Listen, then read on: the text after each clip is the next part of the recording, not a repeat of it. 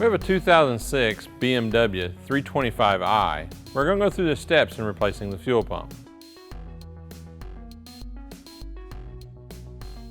We'll start by bleeding the pressure off the system using our pressure relief valve on our gauge.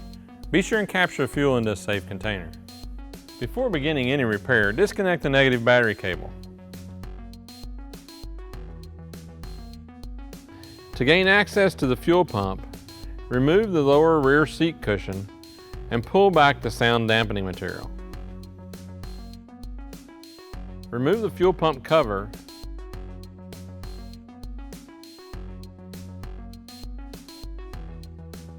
and disconnect the electrical connection.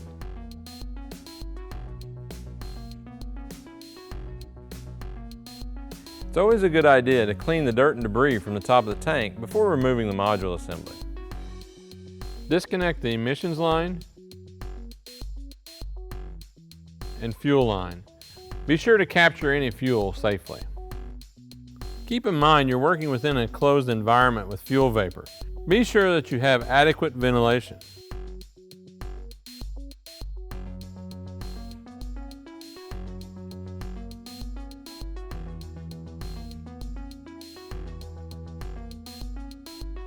Disconnect the vent line from the bottom of the flange.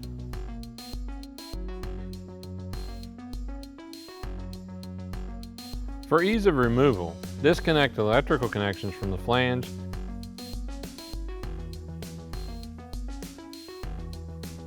and cut the tie strap. Disconnect the fuel line from the fuel pump. This can be difficult. It's not uncommon for the fuel pump outlet to break. If this happens, just remove the fuel pump outlet from the fuel fitting. Remove the transfer lines from the module assembly.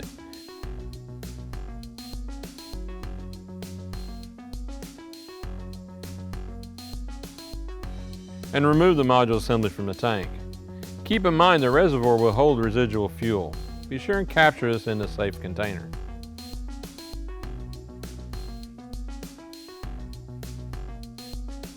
At this point, we need to drain the remaining fuel into a safe container and clean the inside of the tank.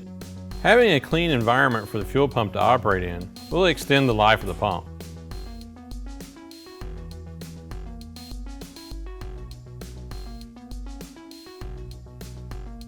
With the inside of the tank thoroughly cleaned, we're ready to install the new Airtex module assembly. Remove the old tank seal from its location in the top of the tank and install a new seal. Remove the pump outlet protector and install a reservoir into the tank. Place the transfer lines into their position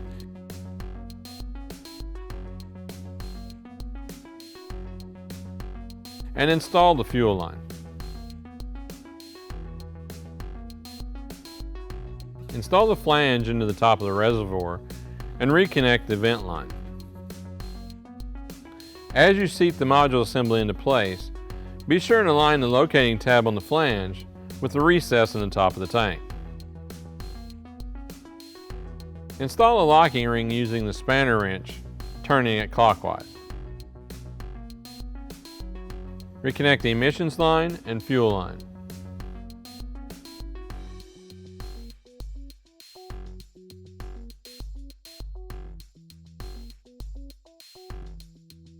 Reconnect the electrical connections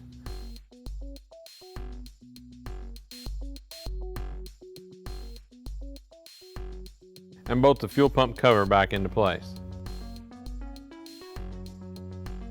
Reposition the sound dampening material and install the lower rear seat cushion.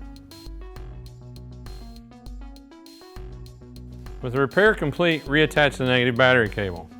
Start the vehicle and monitor fuel pressure, making sure it's within vehicle specification. Now before we remove our pressure gauge, we'll shut the vehicle off and bleed the pressure using our pressure gauge, making sure to capture any fuel into a safe container.